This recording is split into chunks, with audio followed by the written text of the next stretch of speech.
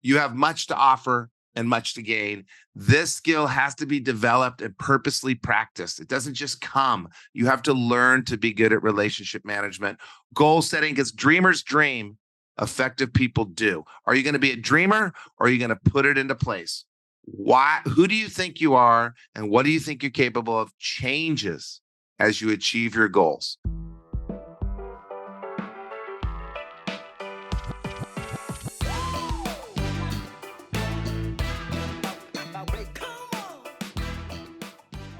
Welcome to the show, and thank you for listening to The Edge of Excellence.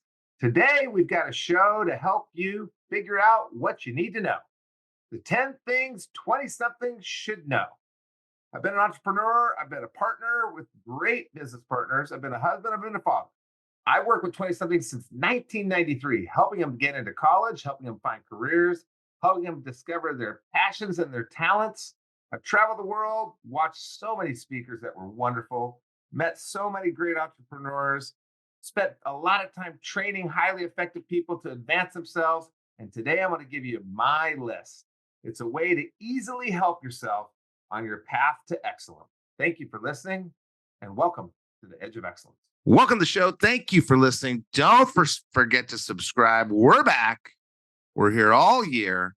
And we're going to kick this one off with a solo. I'm going to talk about the 10 things 20-somethings need to know. Most of this stuff, my friends and I gathered over many, many years, and we only wish we learned all this in our 20s. But we're going to get into all of them. There's a different podcast. There's white papers. There's videos on each of these 10 things at collegeworks.com/resources. And you just click on the 10 things 20-somethings need to know button, and there's a little bubble for each of these 10 things. As I said, I spent 30 years working with aspiring college students, young entrepreneurs, and hundreds of meetings and interviews with market makers and life changers.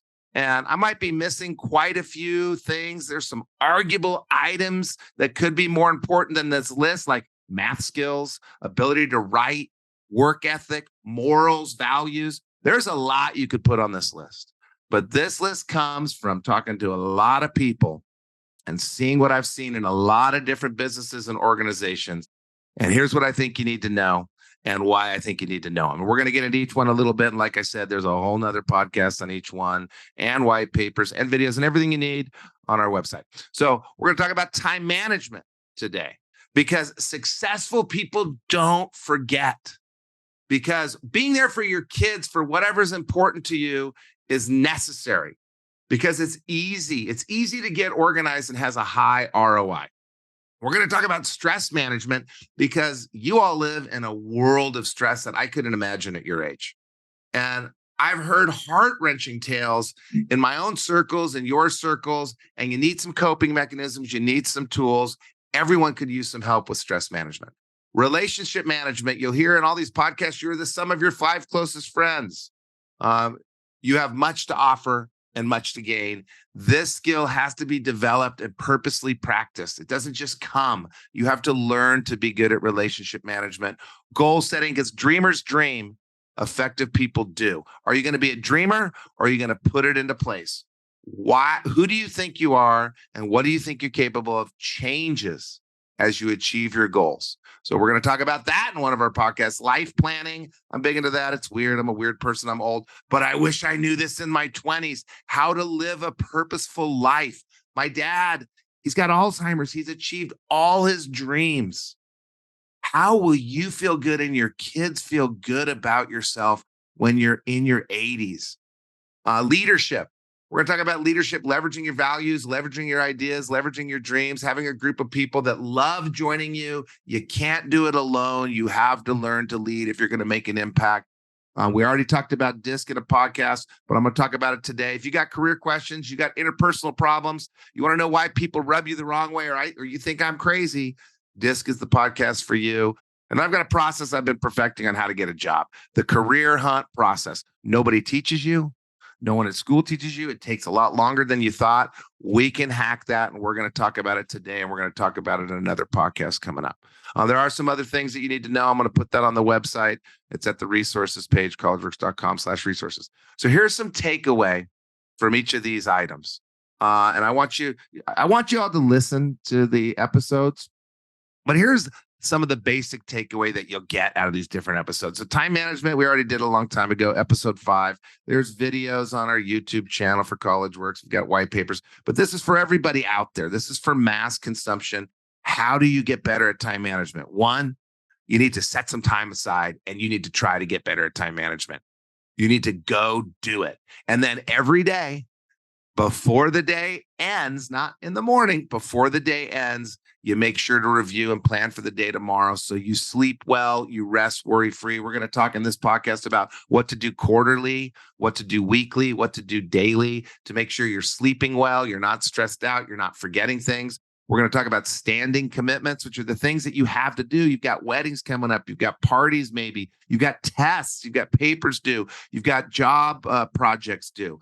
Those are deadlines. And then standing commitments are reoccurring deadlines. Flexible commitments. And then we're going to put some pre-work and some fun into your schedule because that's what's missing in most life planning and most time management. Pre-work and fun.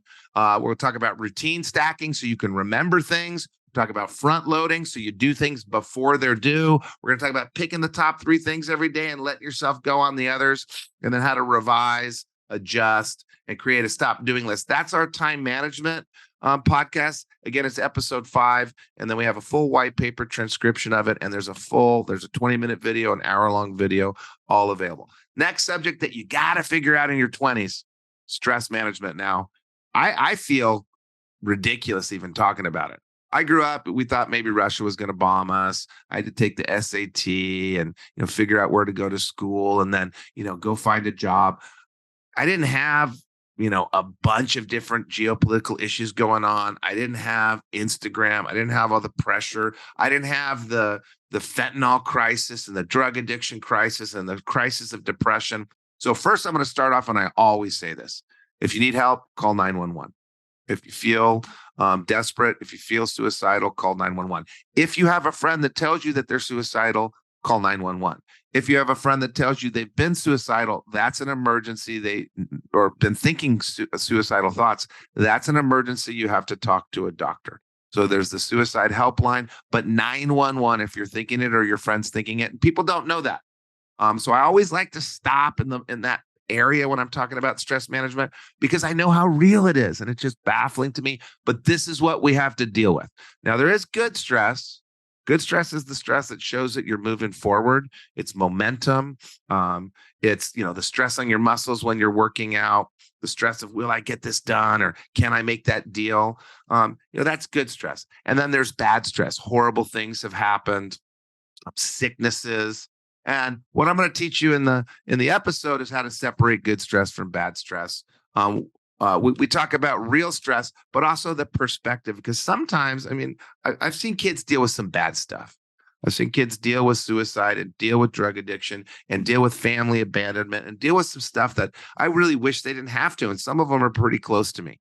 So there is that stress. And then there's I flunked the test, which is bad, or I don't have my laundry done, or I don't have my apartment picked out next year. And some of that stress can feel the same to certain people. So we're going to talk about perspective and how to maybe gauge how you're feeling about things. We're going to have some planning discussion because you can plan through and avoid some stress. And then there's some basic tools, power of breathing, power of just tracking your progress. And again, whenever I talk about stress management in the world today, I do want to reference that my wife, myself, my kids, I think everybody I know has been to therapy, goes to therapy, is looking for a therapist, because all of us lost our therapist. He retired, so we're trying to get another one. If you're working my business, we have a therapist on staff, Dr. Dorothy, that we pay for. You can call her anytime. You should have her number. You should have her email.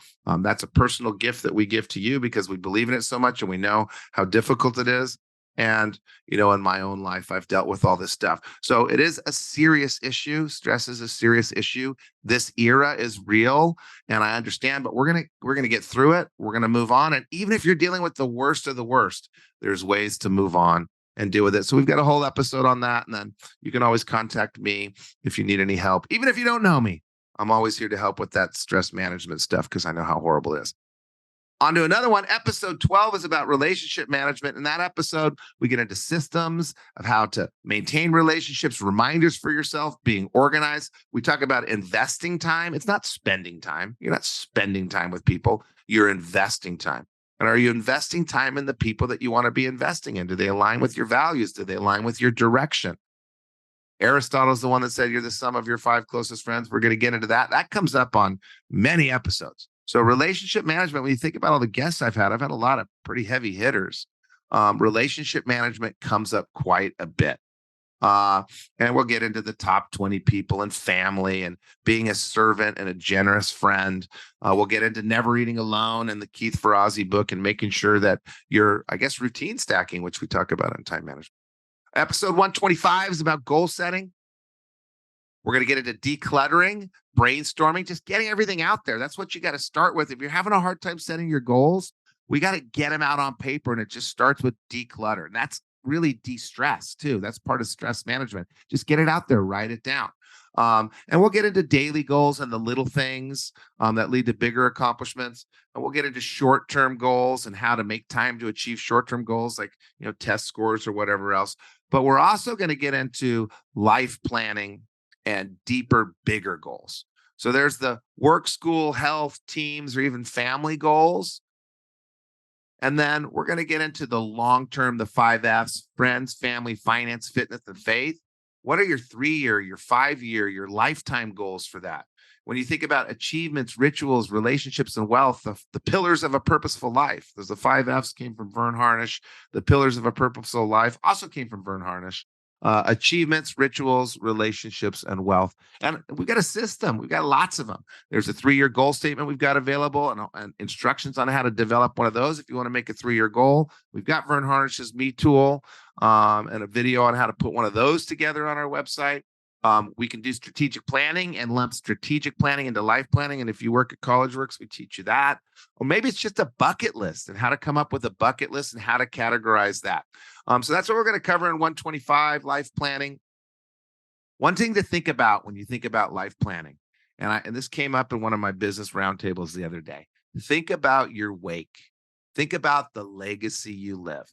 For some reason in this era, it's all become about fame and individuality, and we're losing a little bit of our community spirit and our take care of others. So when you're rising to the top, you can do that in a way, and you can live a legacy that you're known for, not just your resume and your accomplishments, but your legacy, who you are, not what you are. So we're going to talk about that in life planning and goal setting. And then episode 135 coming up is about leadership. We're talking about practice, getting started somewhere. It's a lifelong learning. I hear people in interviews, and I listen to some interviews, and they rate themselves so highly. They're in their 20s or 22. And what do you rate yourself? I'm a 9 out of 10 on a leader. I give myself an 8.5.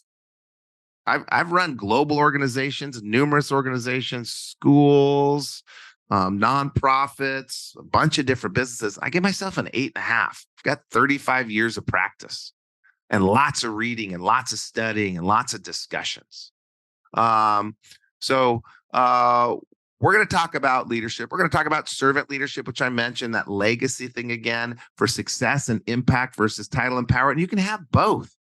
You can have leadership for success and impact and still make some money out of it, but it's what's more important to you. And we're going to talk about leading due to a need to serve, and leading with vision, with goals, and with the obstacle in mind, but with the long-term vision and dream. We'll get into Simon Sinek. If you haven't heard his podcast or read his book, Start With Why. We're going to get into some Christina Harbridge. If you're not making a 20% change, just shut up when you're leading. Let them do it themselves. Style is not meaningful impact. We're going to get into DISC, back to episode 3, and make sure you're utilizing your DISC knowledge to be a better leader. And that's the last thing I wanted to mention. Oh, no, it's not. It's the second to last. I forgot about the career hunt process. We've got a good one on that. But DISC, probably my favorite podcast. I did it number 3, my 2 best friends, and then DISC. What schools should do is they should test you, and they should have classes on how you match up to careers. They don't. There's science and testing, Myers-Briggs, DISC, the motivational tested, all the blends of tests out there. And you can figure out what type of person you are and therefore what type of career you should chase down. And we're going to talk about that in the DISC podcast. We've got a white paper on it that makes it easier for you if you've taken the test. You want to figure out why my tone bugs you. You want to figure out why someone else moves so slow it drives you crazy. DISC will tell you that. You want to understand yourself, better understand others, develop your EQ. DISC will tell you that. It costs money, by the way. Don't take the free one. Pay. And I don't make any money off of it. I pay. Actually, I pay for about 150 of them a year for my employees. I don't use the free ones. And it comes right out of my pocket because I believe in it that much.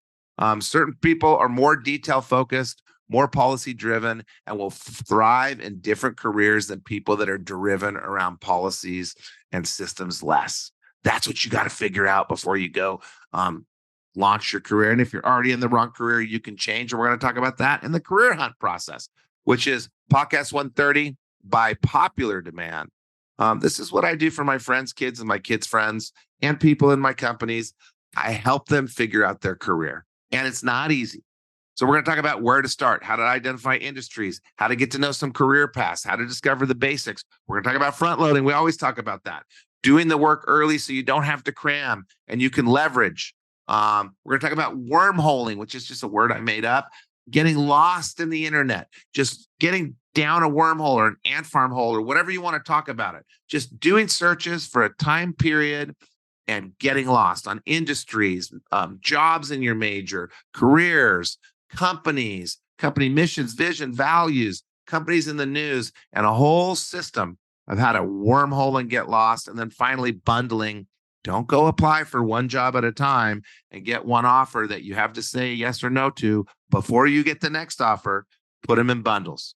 Apply 10, 15 jobs at a time so all your interviews are kind of in the same season as you go through the hiring season.